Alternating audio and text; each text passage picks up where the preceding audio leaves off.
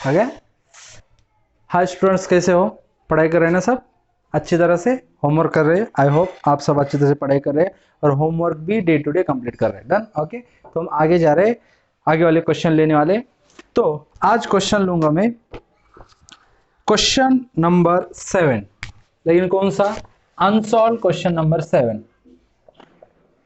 Unsolved question number 7, page number 59। Okay, तो देखो इस क्वेश्चन में क्या है नया? नया है वह, नया है वह। तो इस क्वेश्चन में नया क्या है देखना है। मैंने क्या बोला था ऑलरेडी? मैंने बोला है कि आई थिंक लेक्चर नंबर 4 या 5 में या 6 में बोला होगा मैंने, नहीं तो जो अपना प्रैक्टिकल क्वेश्चन स्टार्ट हुआ है फर्स्ट, उस क्वेश्चन में बोला था कि बच्चों जो भी क्वेश्चन आएंगे आगे और बोर्ड में भी जो भी क्वेश्चन आएगा इस चैप्टर का, वो 90% सेम रहेगा, ओनली 10% अलग रहेगा। मतलब देखो 12 मार्क का क्वेश्चन आता है, 12 में 10%, ठीक है, बराबर मतलब 1.2 मार्क्स का न्यू आएगा, बराबर है। तो बच्चे वाले क्या रहेगा, जो भी हम क्वेश्चन अब सॉल्व करें वही क्वेश्चन एग्जाम में आएगा, सिर्फ 1.2 मार्क्स का न्यू रहेगा। ओके, न्यू मतलब वही रहेगा लेकिन थोड़ा सा ट्रिकी एडजस्टमेंट रहेंगे। डन। ओके, तो फॉलो करते जाओ, जो बोलता हूँ वो सुनते जाओ, करते जाओ, और सबसे इंपॉर्टेंट है ट्रस्ट, भरोसा रखते जाओ। मेरे पास क्लास लगा रहे हो, मेरे पे ऊपर भरोसा रखो। जिस टीचर के पास भी क्लास लगा रहे हो उनके ऊपर भरोसा रखो। जो भी टीचर से तुम कॉलेज स्कूल कहाँ पे भी सीख रहे हो तो उनके ऊपर भरोसा रखते जाओ, भरोसे से बहुत फायदा होता है। तो अब क्वेश्चन हम स्टार्ट करने जा रहे हैं। देखो क्वेश्चन में क्या बोला है कि क्वेश्चन क्या है, concept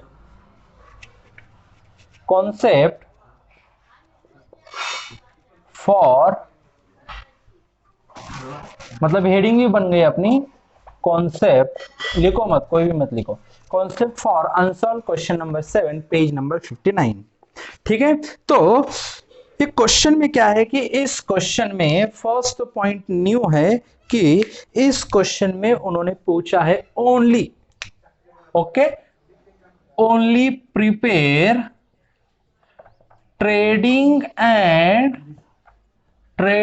account and profit and loss account. इसका मीनिंग क्या है कि इस क्वेश्चन में आपको बैलेंस शीट नहीं पूछी, ठीक है, तो आपको सिर्फ trading and profit and loss account पूछा है। मतलब आपको क्या फाइंड आउट करना है, ट्रेडिंग अकाउंट से क्या मिलेगा आपको? एक तो आपको ग्रॉस प्रॉफिट निकालना है, कोई भी मत लिखो। दूसरा प्रॉफिट एंड लॉस अकाउंट से आपको नेट प्रॉफिट मिलेगा। ये दो ही आंसर है आपके, ठीक है, ये क्वेश्चन है। चलो पढ़ो। Satish and Pramod are partners, prepare trading account and profit and loss account for the year ended 31st March 2019. You have underline from, you have to find out gross profit and net profit only, बराबर। ये पूरे मतलब last वाली जो line है उसको underline करो, highlight करके रखो कि इस क्वेश्चन में क्या है, ओनली ट्रेडिंग, मतलब आपको फाइंड आउट करना है क्या, gross profit and net profit. तो ग्रॉस प्रॉफिट को अंडरलाइन करके उसके नीचे लिखो, ग्रॉस प्रॉफिट मतलब ही क्या है आपका, ट्रेडिंग अकाउंट, और दूसरा नेट प्रॉफिट मतलब ही क्या है, प्रॉफिट एंड लॉस अकाउंट। तो ग्रॉस प्रॉफिट के नीचे अंडरलाइन करके लिखो trading account, profit loss, net profit के नीचे अंडरलाइन करके लिखो प्रॉफिट एंड लॉस अकाउंट। तो डेबिट बैलेंस पढ़ो। मैंने क्या बोला था कि डेबिट बैलेंस में दो चीजें आती है, एक तो आता है असेट और नहीं तो एक्सपेंसेस, और क्रेडिट बैलेंस में इनकम नहीं तो लायबिलिटी। तो स्टॉक कहां पे लिखते हैं, trading account debit side, purchases trading account debit side, wages trading account debit side, insurance profit and loss account debit side, unproductive wages profit and loss account debit side, warehouse rent profit and loss account debit, star mark. ये नहीं आया था अब तक, तो second star mark करके क्या है, given in trial balance, given in trial balance first warehouse, ठीक है, वेयर हाउस होगा तो कहां पे लिखा जाता है इसको, profit and loss account debit side. Sir profit and loss account debit side क्यों? देखो बच्चों, अगर समझो कि पेन मैन्युफैक्चरिंग करने की अपनी फैक्ट्री है तो अपना फाइनल प्रोडक्ट क्या होगा, पेन होगा। जब पेन मैन्युफैक्चर होता है तो फैक्ट्री में ही रखते हैं क्या? नहीं, उसको कहां पे रखते हैं, वेयर हाउस में, नहीं तो गोडाउन में। तो ये आफ्टर मैन्युफैक्चरिंग एक्सपेंडिचर है, मतलब इनडायरेक्ट एक्सपेंसेस, और इनडायरेक्ट एक्सपेंसेस लिखते हैं profit and loss account debit side. Carriage outward पुराना है, trading profit and loss account debit side. Outward मतलब सेल के related transport expenditure, profit and loss account debit side. Sales return, तो sales return है मतलब sale से less होगा, तो क्रेडिट बैलेंस में सेल्स टॉप में है, उसको टिक मार करो। Return export duty related to cell expenditure, तो export duty profit and loss account debit side. Custom duty ये भी हो चुका है, रिलेटेड टू परचेस एक्सपेंडिचर, मतलब एक डिस्ट्रिक्ट से दूसरी डिस्ट्रिक्ट में अगर गुड्स जा रहे हैं तो रिलेटेड टू परचेस एक्सपेंडिचर, उसको trading account debit side. Sundry debtors, पूरे सन्ड्री मतलब टोटल, डेटर्स मतलब customer, total customer sundry debtors, ये अपनी एसेट होती है, तो बैलेंस शीट एसेट साइड लिखा जाएगा। लेकिन यहाँ पे बैलेंस शीट बनानी है क्या, नहीं तो इसका इफेक्ट कहाँ पे भी जाएगा क्या, नहीं। तो उसके सामने क्या करो, पेन ले लो और उसके सामने सन्ड्री डेटर्स के सामने ऐसा टिक मार करो, ठीक है। उसको किधर भी पोस्टिंग नहीं करनी, इन्वेस्टमेंट को किधर भी पोस्टिंग नहीं करना, ये एसेट है, ओके। फैक्ट्री रेंट, ये किधर लिखते हैं, फैक्ट्री रेंट, ये उसके नाम में ही है, मैंने क्या बोला था कि फैक्ट्री के रिलेटेड के ऑल एक्सपेंडिचर कहाँ पे लिखने हैं, ट्रेडिंग अकाउंट डेबिट साइड। देखो दूसरा ओनली रेंट होगा, ओके। उस रेंट का भी अगर डेबिट बैलेंस होगा ट्रायल बैलेंस में, तो उसको लिखते हैं profit and loss account debit side, okay. Third, अगर ओनली रेंट होगा लेकिन इस रेंट का क्रेडिट बैलेंस होगा, तो उसको लिखते हैं profit and loss account credit side. Fourth, अगर फैक्ट्री रेंट होगा तो उसको लिखते हैं ट्रेडिंग अकाउंट डेबिट साइड। मतलब फैक्ट्री के रिलेटेड के all expenditure are direct expenditure और लिखे जाते हैं ट्रेडिंग अकाउंट डेबिट साइड। और फिफ्थ, अगर ऑफिस रेंट होगा तो उसको लिखा जाएगा profit and loss account debit side, okay. एक सेकेंड, ओके। ये ऑफिस, पोस्टेज एंड टेलीग्राम, ये कहां पे लिखे, ओल्ड है, profit and loss account debit side. Sales trading account credit side, tick mark है। Dividend profit and loss account debit side. देखो sorry, credit balance है credit side. 6 number dividend, okay.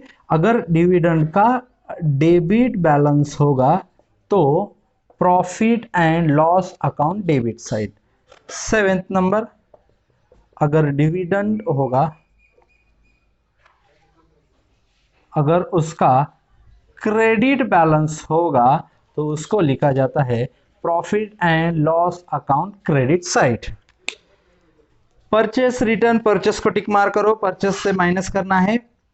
Sundry creditors, ये क्या है, business की liability है, तो उसको कहां पर रिकॉर्ड करते हैं, लाइबिलिटी साइड। तो बैलेंस शीट नहीं बनानी तो उसको कहां पे रिकॉर्ड नहीं करेंगे। 10% बैंक लोन, ये भी लाइबिलिटी है, बराबर है, इसको भी टिक फुली मतलब ऐसा टिक मार करो कि उसको भी रिकॉर्ड नहीं करने वाले। लेकिन with effect from 1 July 2018 other recede, मतलब उसके नीचे जो है उसको हाईलाइट करो और जो 10% है उसको राउंड करो, मतलब हमें 10% का एक इफेक्ट देना है, लेकिन बैंक लोन 8000 का इफेक्ट नहीं देना है। अदर रिसीट है, ये अदर रिसीट है, मेन बिजनेस के ऑब्जेक्टिव से नहीं मिला, बिजनेस का मेन ऑब्जेक्टिव छोड़ के अदर सोर्सेस से इनकम मिला, उसके बाद अदर इनकम रिसीट, और उसको लिखा जाता है profit and loss account credit side. इसमें ऐड करो एक अदर रिसीव्ड, अदर रिसिप्ट कहां पे लिखा जाता है, profit and loss account credit side. Very good. Closing stock is valued at 15,400, trading account credit side. Second effect balance sheet asset side, balance sheet बना रहेगा, नहीं तो सेकंड इफेक्ट नहीं आएगा। आउटस्टैंडिंग वेजेस, क्या करना है, वेजेस को टिक मार करो, चलो वेजेस को टिक मार करो। क्या करते हैं, वेजेस में add second effect balance sheet liability, लेकिन बैलेंस शीट बना रहेगा, नहीं तो एक ही इफेक्ट आएगा, कहां पे, trading account debit side wages में ऐड करोगे। Create provision for bad debts 800 and maintain RDD 3% on sundry debtors. अब यहाँ पे हमें आरबीडीडी का फॉर्मेट बनाना है, सन्डे डेटर्स रिकॉर्ड नहीं करने, लेकिन रिलेटेड टू सन्डे डेटर्स के ऑल एडजस्टमेंट, मतलब हमें वर्किंग नोट्स में ये सब लिखना पड़ेगा। गुड्स मतलब सन्डे डेटर्स को 2 टिक मार्क करो, सन्डे डेटर्स को 2 टिक मार्क करो, ओके। और आरबीडीडी का फॉर्मेट हमें बनाना है। Goods of rupees 2000 were sold and delivered on 31st March, but no entry was passed in the books, मतलब ये अनरिकॉर्डेड क्रेडिट सेल, तो क्रेडिट सेल को 2 टिक मार्क करो, ठीक है, ओके। चलो तो prepare trading account and profit and loss account. अगर ये जिसने जिसने लिखा नहीं, वीडियो को पॉज करो और लिख के लो। किया गया पॉज? यस।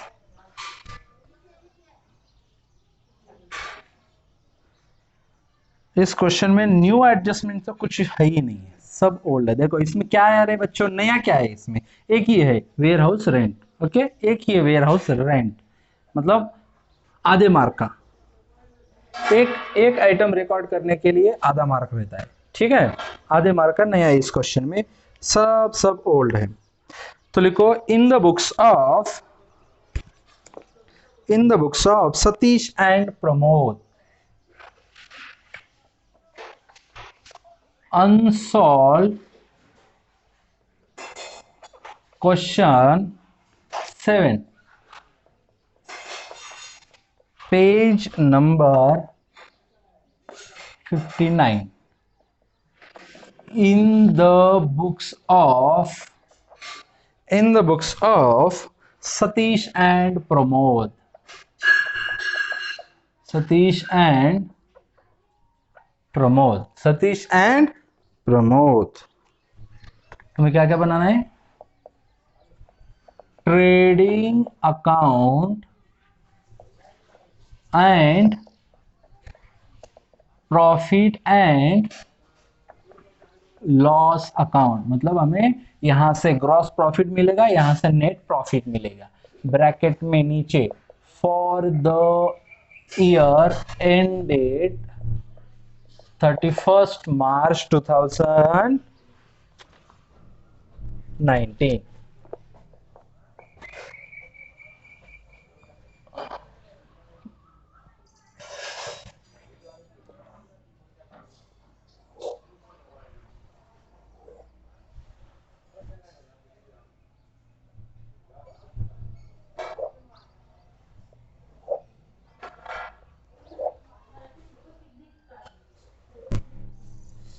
ये डेबिट साइड और ये credit side, always debit credit लिखने के बाद ही आगे लिखने का, ठीक है। यहां पे लिखोगे क्या? पर्टिकुलर्स अमाउंट रुपीज, यहां पे पर्टिकुलर्स अमाउंट रुपीज, ठीक है। चलो अब पोस्टिंग स्टार्ट करते। आई होप सबने फॉर्मेट अच्छी तरह से बनाया होगा। हम आगे जाते हैं। स्टॉक कहां पे लिखते हैं? स्टॉक ट्रेडिंग अकाउंट में सबसे स्टार्ट में ओपनिंग स्टॉक कितना है? 8700 आउटर कॉलम में अच्छी तरह से लिखो। परचेसेस कहां पे लिखते हैं? Trading account debit side, adjustment है तो इनर में लिखो टू परचेसेस। एडजस्टमेंट है मतलब एडजस्टमेंट तो ऐसे नहीं कह सकते इसको, लेकिन इससे परचेस रिटर्न लेस करना है। एक लाइन छोड़ के नीचे लिखो टू वेजेस, कितना है? 1000, इसके ऊपर एडजस्टमेंट है तो इसको इनर कॉलम में लिखोगे। इंश्योरेंस मतलब ये इतना रहेगा, ट्रेडिंग अकाउंट उसके नीचे रहेगा प्रॉफिट एंड लॉस अकाउंट, तो इसमें लिखो इंश्योरेंस। कितना है insurance? 800। Next unproductive wages, profit and loss account debit side, unproductive wages 1400, warehouse rent to warehouse rent 600, carriage outward 1200,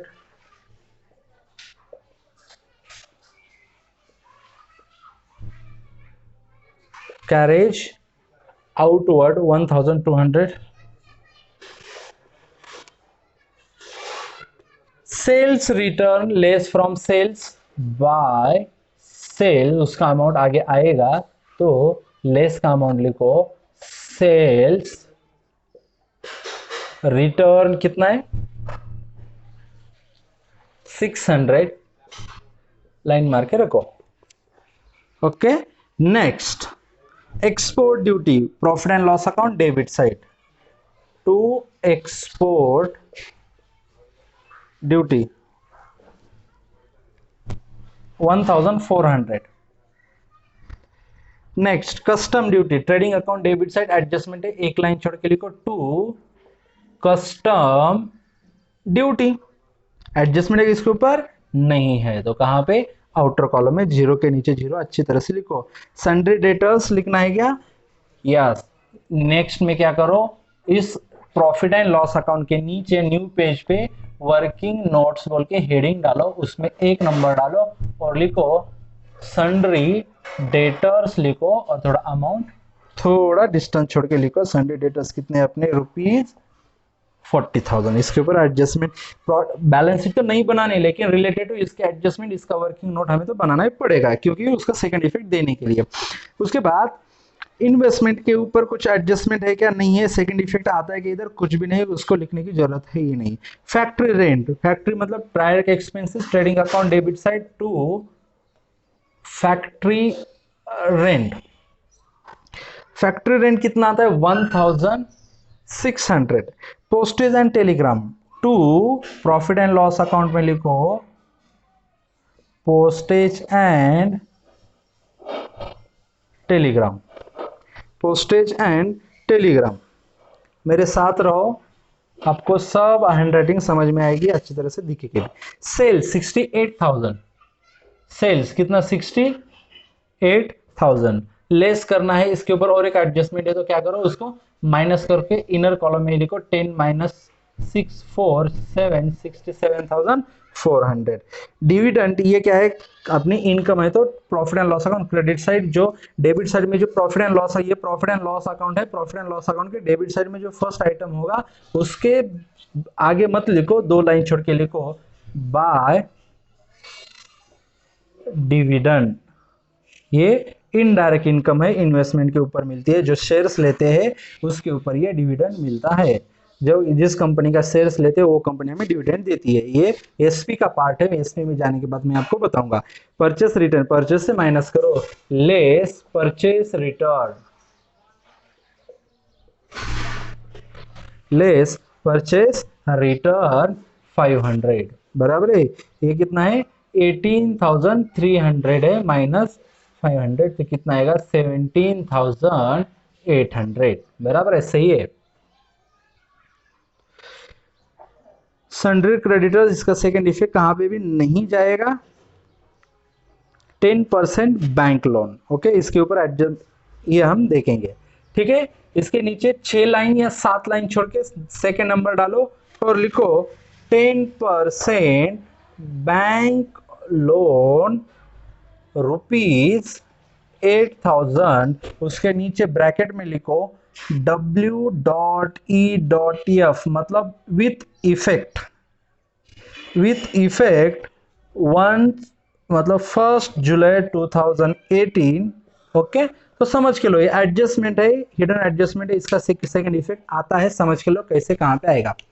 ये क्या है, बैंक लोन 8,000 का हमें बैंक से लोन लिया और उस लोन का इंटरेस्ट रेट है 10% और वो लोन लिया कहां से 1 जुलाई 2018 से बराबर है, समझ के लो, लिखो मत आप।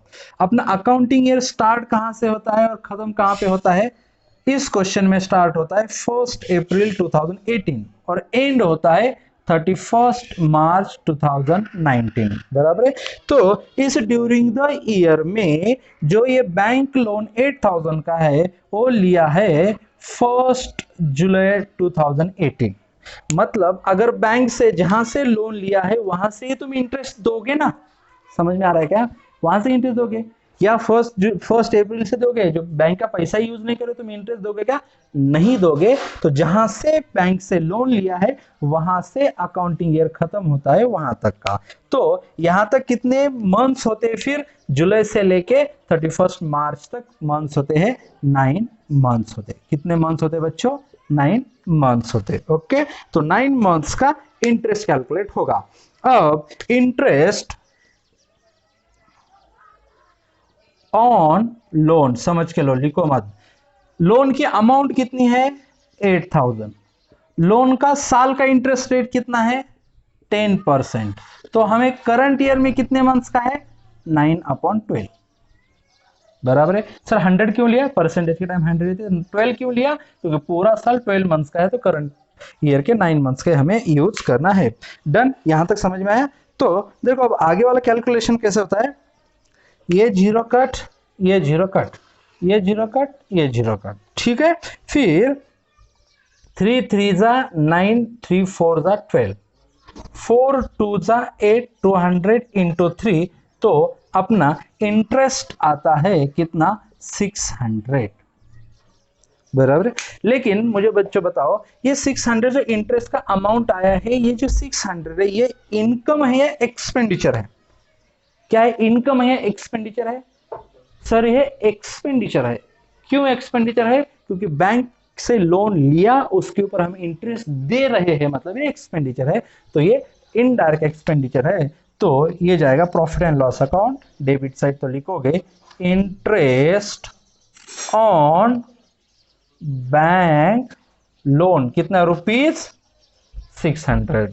ओके, वर्किंग नोट में लिखना कंपलसरी है, इसके सिवा आपको आंसर नहीं मिलता है, इसलिए वर्किंग नोट में लिखते हैं। तो बच्चों अदर रिसीट कहां पे लिखते हैं? Trading profit and loss account, credit side by other receipt. Other receipt कितनी है बच्चों? 1000। तो 2000 के नीचे जीरो के नीचे जीरो, अच्छी तरह से लिखो। आगे, the closing stock is valued at ₹15,500। तो क्लोजिंग स्टॉक का first effect trading account credit side, तो हमें क्या करना है? इसको जो भी डेबिट साइड का लास्ट वाला आइटम होगा उसके सामने लिखना है, नीचे भी लिखोगे तो भी चलता है। बाय क्लोजिंग स्टॉक, कितना है closing stock? 15,400। Very good.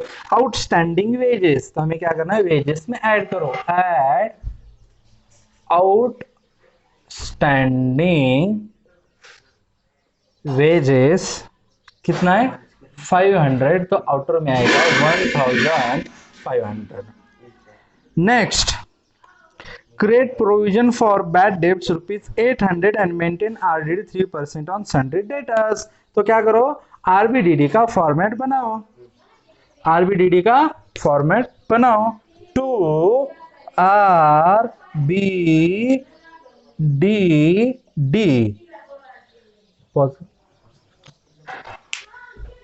Pause कर। तो देखो कहां तक थे हम? आरबीडीडी फॉर्मेट में। तो आरबीडीडी फॉर्मेट में सबसे पहले क्या होता है? ओल्ड बैड डेब्ट्स होते।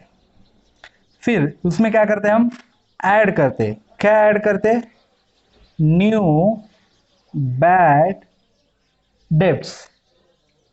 प्रथमेश टाइम बघ, टाइम किती झाला?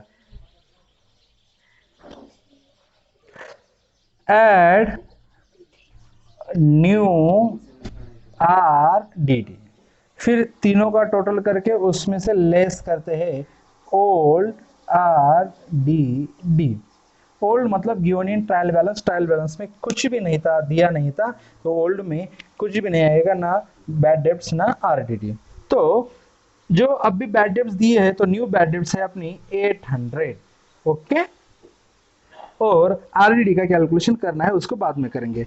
Goods of ₹1800 distributed as free sample, तो ये क्या है? Goods distributed as free sample by goods distributed as free sample. कितना है goods distributed as free sample? ₹1800। Common sense है बच्चों, अगर फ्री में कुछ बांट रहे हो मतलब तुम उस प्रोडक्ट की एडवर्टाइजमेंट कर रहे हो, तो advertisement expenditure always after manufacturing, मतलब फिनिश गुड्स होने के बाद ही एडवर्टाइजमेंट कर सकते हो। तो ये आफ्टर मैन्युफैक्चरिंग मतलब profit indirect expenditure, profit and loss account debit side, उसको ही बोलते हैं एडवर्टाइजमेंट। कितना एडवर्टाइजमेंट? ₹1800, सीधा आउटर कॉलम में।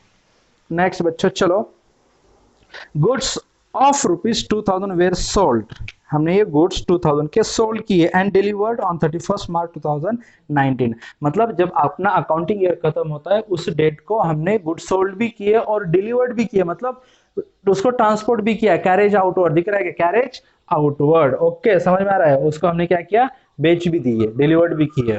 ओके, बट क्या किया है? No entry is passed in the books of account, मतलब उसकी एंट्री बुक में पास नहीं की है। तो हमें क्या करना है? बुक में एंट्री पास करो। तो इसमें क्या करो? फिर सेल्स में ऐड करो, ऐड अनरिकॉर्डेड सेल्स। अनरिकॉर्डेड मतलब जो रिकॉर्ड नहीं किया वाला सेल्स। कितना? ₹2000 का सेल्स है। तो 67,400 में 2000 ऐड करो, आएगा अपना टोटल 69,400। फिर अब क्या करना है हमें? उसका सेकंड इफेक्ट बैलेंस शीट में देते, तो बैलेंस शीट है नहीं बनानी, तो हमें क्या करना है? आरडीडी कैलकुलेट करने के लिए वो अच्छी तरह से पूरा फॉर्मेट बनाना पड़ता है। कौन सा? All adjustment related to sundry debtors का। ठीक है, तो सन्ड्री डेटर में सबसे पहले क्या करेंगे? डिसऑनर ऑफ बिल्स सेवर ऐड करते, तो है क्या अभी इस क्वेश्चन में? नहीं है, तो उसको ऐड करने की जरूरत है ही नहीं है। तो क्या है? सेकंड में क्या प्लस करते? अनरिकॉर्डेड क्रेडिट सेल इस क्वेश्चन में है क्या? यस, तो प्लस अनरिकॉर्डेड क्रेडिट सेल। कितना अनरिकॉर्डेड क्रेडिट सेल? ₹2000। ठीक है, 2000 को ऐड करके नीचे लिखो 42,000। 40 में 2000 ऐड करोगे तो आएगा 42,000 बराबर है। फिर इसमें से लेस कर दे, क्या लेस करते हैं? New bad debts. ये गिवन कहां पे रहता है? एडजस्टमेंट में रहता है। तो एडजस्टमेंट नंबर 3 में दिया है आपको, कितना है? आरडीडी 800। तो आंसर कितना आता है? 41,200। ओके, फिर उसके बाद हमें कैलकुलेशन करना है less R D D at the rate 3% on net debtors, on net debtors. लेकिन कौन से नेट डेटर्स? ये नहीं बच्चों, ये 41,200। तो कैलकुलेशन कैसे होगा? 41,200 इंटू 3/100।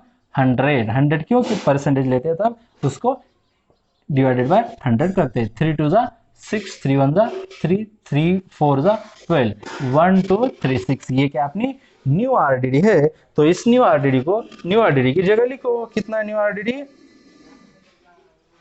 1236, 1236 टोटल करके लिखो 6 3 और यहां पे लिखो 2036।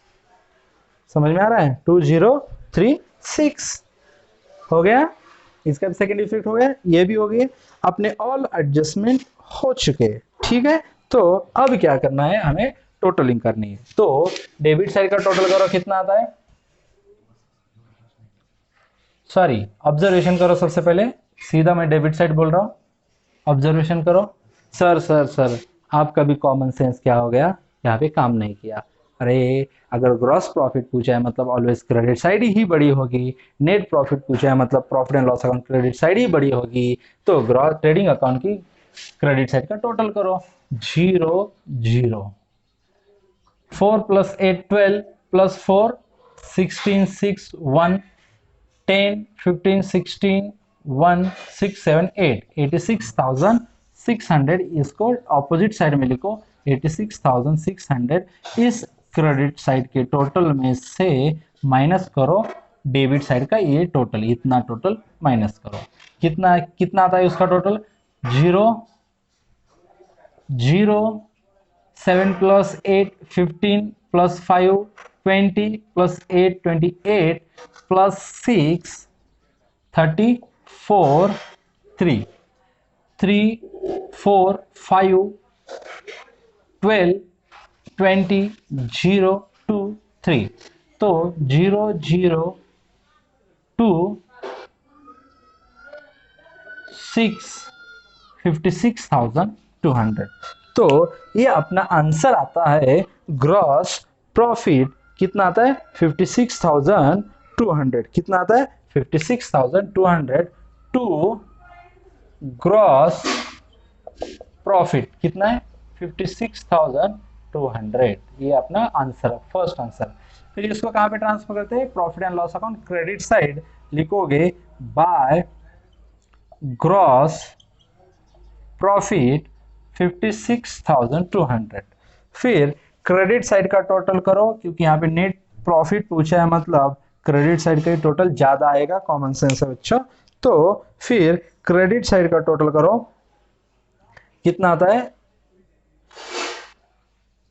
200 6 7 8 9 और 5 59,000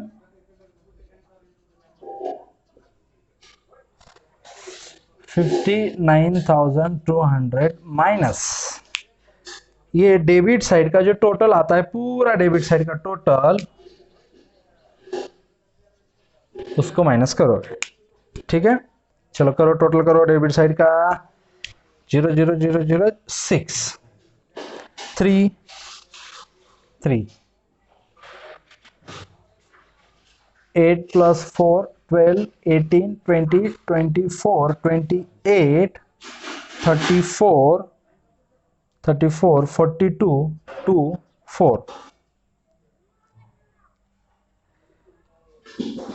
1 3 4 5 6 और 4 10 10 minus 6 4 9 minus 3 6 1 11 minus 2 9 8 4 48,964। तो अपना आंसर करेक्ट आ चुका है। तो बच्चों अपना पूरा आंसर सही है।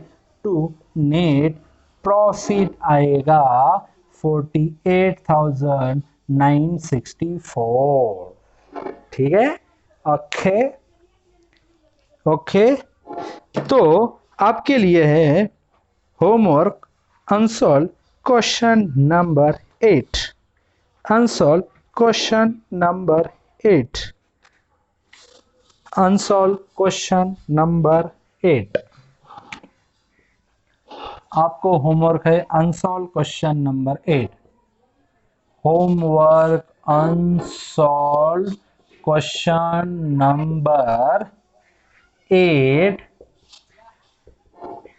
Page number 60। बहुत इजी। इस क्वेश्चन में क्या पूछा है उन्होंने, इस क्वेश्चन में profit and loss account and balance sheet है। ओके इस क्वेश्चन का आंसर कैसे समझोगे परफेक्ट आया। बैलेंस शीट अगर आपकी टैली होती है तो इस क्वेश्चन का आंसर परफेक्ट है। ठीक है ये क्वेश्चन सॉल्व करो, इसमें कुछ भी हार्ड नहीं है। लैंड एंड बिल्डिंग के रिलेटेड की एक ही एडजस्टमेंट हार्ड है तो उसको रेड पेन से बॉक्स करके रखो।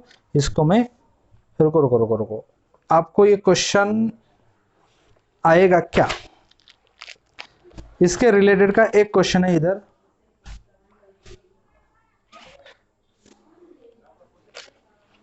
रुको रुको वो क्वेश्चन नहीं आपको नहीं आएगा। मुझे ऐसा लग रहा है कि ये क्वेश्चन आपको नहीं आएगा। तो सर चलो अच्छी बात है हम नहीं करेंगे, हम तो खुश है। नहीं नहीं नहीं नहीं नहीं हम आपको नहीं छोड़ेंगे।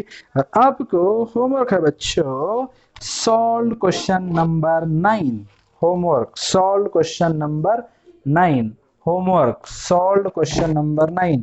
Change homework change homework change homework है सॉल्व क्वेश्चन नंबर 9 और पेज नंबर 45। ओके टैली होना चाहिए। यहाँ पे ट्रेडिंग अकाउंट भी निकालना है, trading and profit and loss account पूरा निकालना है। ओके उसमें कुछ भी नया नहीं है। उसमें क्वेश्चन नंबर 9 में कुछ भी नहीं, सिर्फ प्रॉफिट शेयरिंग रेशियो दिया नहीं, उसको कैपिटल पार्टनर्स के कैपिटल रेशियो में डिस्ट्रीब्यूट करना है।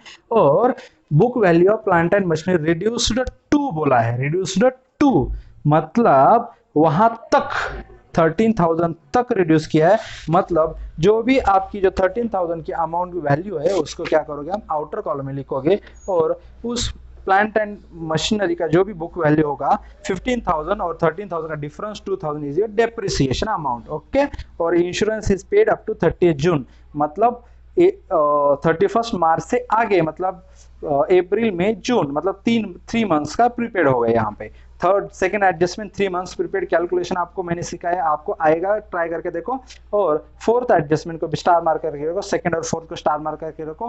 रिड्यूस टू 2 मतलब वहां तक 13,000 तक रिड्यूस किया है, तो 15,000 का 13,000 तक रिड्यूस किया है, तो मतलब डिफरेंस जो आएगा 2,000 इज डेप्रिसिएशन। तो ये आपका होमवर्क है, अच्छी तरह से होमवर्क करो बच्चों, ठीक है। चलो मिलते हैं, बाय बाय नेक्स्ट लेक्चर में, take care, see you soon. और बच्चों मैंने क्या बोला था कि जल्दी क्या करो, आप अपना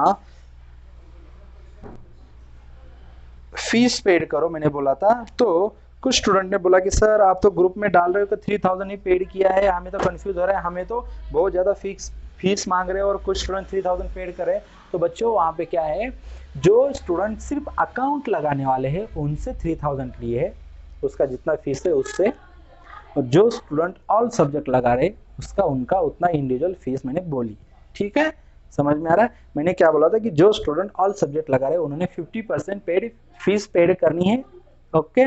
लेकिन 50% भी 10,000 से ज्यादा जाती है, इसलिए मैंने बहुत सारे स्टूडेंट्स को बोला था कि उनके पेरेंट्स को बोलो कि 50% से कम मतलब 10,000 पेड करो, अगर आप अकाउंट OC SP इको लगाने वाले हो, ठीक है। ओके चलो बाय बाय, टेक केयर।